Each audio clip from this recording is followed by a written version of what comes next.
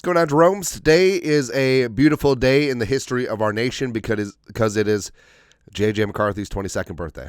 That's right, future franchise quarterback, just turned 22. What it do? And hey, I love me some Jaden Daniels, but also he's a grown-ass man coming into the National Football League. He just turned 24 in December. Right, so J.J. McCarthy, happy birthday. Have some cake and some stoicism. So not gonna lie, so I was the wife was out yesterday. Maybe she's planning on leaving me. So spent a lot of time with the kids, and Margaret and I we baked an olive oil banana cake. It was delightful. I'm a big fan of savory desserts. Anyways, but yeah, happy birthday, J.J. McCarthy. Also, I do want to say, I've been advocating for this for years.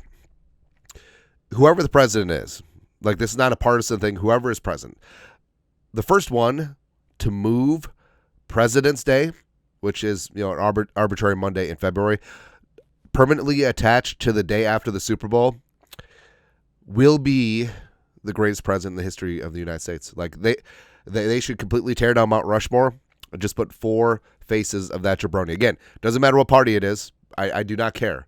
But make the day after the Super Bowl a national holiday, and you'll be good to go. There's already a floating holiday in February that you could just move.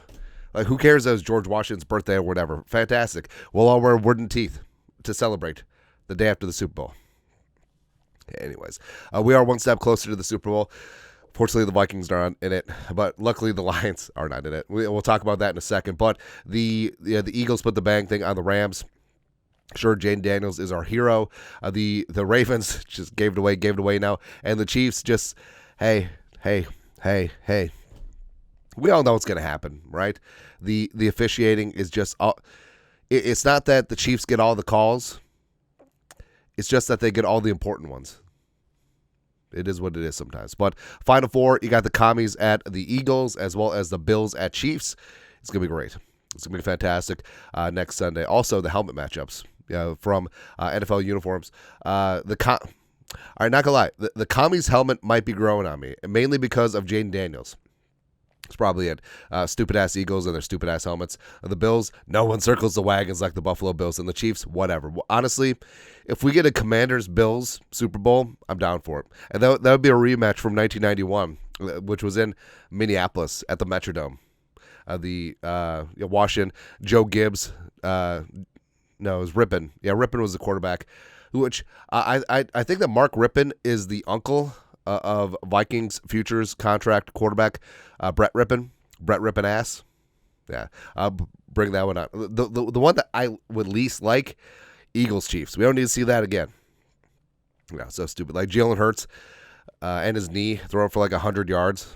Saquon carrying the mail. Well, actually, I would feel okay for Saquon. I like Saquon even though he plays for a godforsaken team. It happens, man. But speaking of godforsaken teams, now, we did a reaction video like early Sunday morning. I kind of wish that we had been around to do it right after the game because I would have been an a-hole. Like, I do not care because the Super Bowl window is closed. It's done. It's finito. It's moving on. And Dan Campbell cursed 2 franchises. Oh, see you in 2 weeks. Yeah, in Mexico. Don't come back. Passports rescinded. Start learning Spanglish. Go ahead. But also, this is glorious too. 15 win teams to not win a playoff game in NFL history. 2011 Packers. You really thought that you were going to repeat.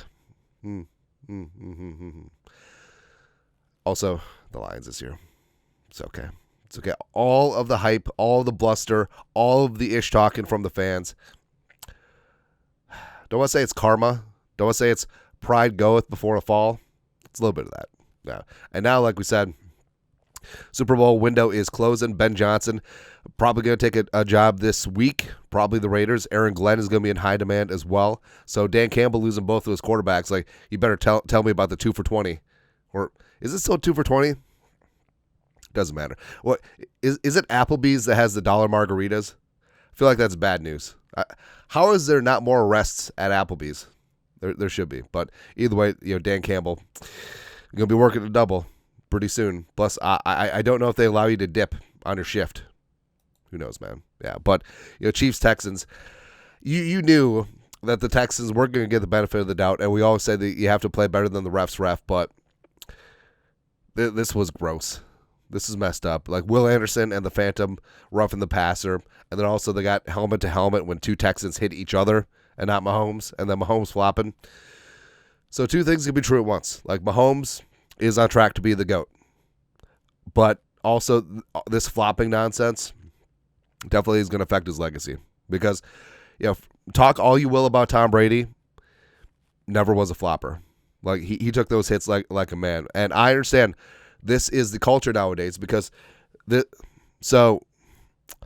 as a quasi soccer, an actual soccer fan now, I understand flopping because if you get a penalty, if you're in the penalty box area, there's like a 90% or 92% success rate on PKs, penalty kicks, and that's big since soccer is so low scoring. Also, if you get a player to get a red card, you could play a man up or the other team plays a man down. That's big. So you understand why there's so much flopping and simulation going on in soccer because if you get a call, that is huge. That can completely shift the game. And then that bled into the NBA. There's a lot of players from around the world, a lot of international players who grew up playing soccer.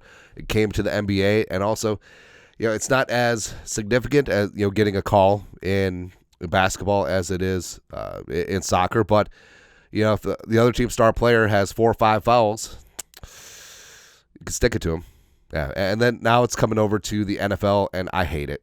Which you don't want to make everything reviewable because you don't want games to take 4 or 5 hours, but expedite a review, especially on helmet to helmet, especially on stuff like face mask. You can call it, you can not call it. And I know a lot of people were complaining about the elements like, well, you should be best versus best, and weather shouldn't come into play here. Well, why play outside during the rest of the regular season then? Like, how come heat and rain can be a part of it, but not snow? No, football's an outdoor game, and honestly, if you want perfect conditions, just have every team play indoors, and let's just relaunch this as Arena League 2. Kurt Warner was really against snow games. Riri, the quarterback from The Greatest Show on Turf, as well as the guy who came up in Arena League. He doesn't like outdoor football. No way. You don't say. Yeah, but I will say this: this is awesome. It is, and this is old school throwback football. Is a pretty always no, but guess what? You have to adjust, and coaches, players have to adjust, and this is football. That's exactly what happens. Now, do you want this in a Super Bowl? Nah. I understand they rolled the dice in that New Jersey Meadowlands Super Bowl where the Seahawks beat the bejesus out of the Broncos, and then it's funny. There's a blizzard 12 hours later, but outdoors, warm weather, indoors, Super Bowl, that's fine. But playoffs, this is a great aesthetic. I love this, man. It's fantastic. Also, I mean, even though it's a stupid Eagles, and by the way, Lane Johnson false started on this play because he false starts about 10 times a game. Brian O'Neill should get the love and recognition that Lane Johnson gets, but yeah. But this is an iconic photo. If you're a player in this photo, you want this thing blown up and put in your den for the rest of your life. This thing is awesome, even though I hate the tush push. Mainly because I have PTS from when Kevin O'Connell deployed it twice against the Bengals with the smallest center in the league in Bradbury, Nick Mullins, who can squat about 250, and then also Brandon Powell, the smallest guy on the team, doing the pushing. But other than that, it's a really good play. But this is great. I love this one, man. Also, something I love from the Rams-Eagles game. So all this talk about, hey, Saquon. What about the offensive line? And notably, Mekhi Becton. So former bust with the Jets, super man-sized, uber physical dude coming out of Louisville, and he was seen as a project. And of course, the Jets failed him because that's what they do with every single draft pick. You look at Sam Darnold, right? But Becton has kicked inside. They have a great offensive line coach with the Eagles, Jeff Sutherland, and Becton's been a mauler at right guard, and he's been competent in pass protection as well. So if the Vikings don't get Trey Smith or Tevin Jenkins, definitely take a shot on Mekhi Becton because there were some questions because not every tackle could kick inside the guard. But Becton's definitely done that, and he's a big reason why Saquon had 2,000, and the Eagles are just rolling right now. And lastly, you got the Ravens coming up short in Buffalo, where you can't really fault Buffalo. Well, I mean that Keon Coleman clearly was OPI, not DPI before the half, but yeah. But Josh Allen played a clean game.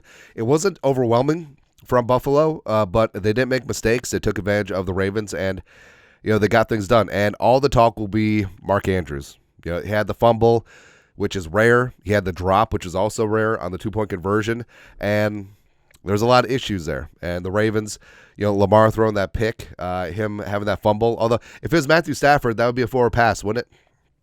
Yeah, but the Ravens had 3 turnovers. You can't do that on the road. And even though Lamar played some damn good football at times, like he's always going to be regarded as the playoff choker. He's going to be the Embiid. He's going to be the James Harden. He's just going to be, he's going to be the Aaron Judge of things.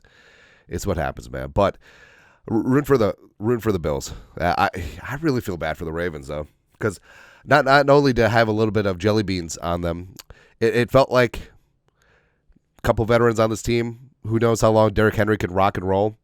But it honestly seemed like the Derrick Henry, Lamar Jackson read option is going to be tough to stop. But it was stopped. And way too many mistakes from Baltimore again. And just another playoff fumble again. Last year it was Zay Flowers. This year is Mark Andrews. And it's just not great. Yeah. But Final Four, obviously 100% all in on the commies. I love me some Jaden Daniels. I love me some Scary Terry. It would be absolutely fantastic if Washington just came in as a 6 seed and just got it done. And F the Lions, F the Eagles, and then F probably the Chiefs. Because I don't think that there's any chance that the Bills win, right? I think everything is in Kansas City. I think that, which really sucks because obviously, the Bills Mafia, I mean, they're 0 for 4. They are our brethren, our countrymen when it comes to going 0-4 in the Super Bowls. But I'd love for the Bills to do it, but I just don't think that the league is going to let them. I don't know. Like, every single call is going to go in the direction of the Chiefs. And it really sucks to say, but it just is what it is sometimes. And yes, Mahomes can still do it. And yeah, that Chiefs defense is fantastic. I love what Spags has done. Andy Reid is one of the greatest coaches of all time. I think the Chiefs are going to be up for the three-peat. But hopefully Jane Daniels can just do that magic. Back down to New Orleans. The pride of LSU just gets it done in the Superdome. Would love it. Would love it, man. But then that sets the bar up for J.J. McCarthy next year. So it happens. Anyways, that's it. Vikings should have been playing. Anyways, happy Monday. You guys know what to do. Skull, production value.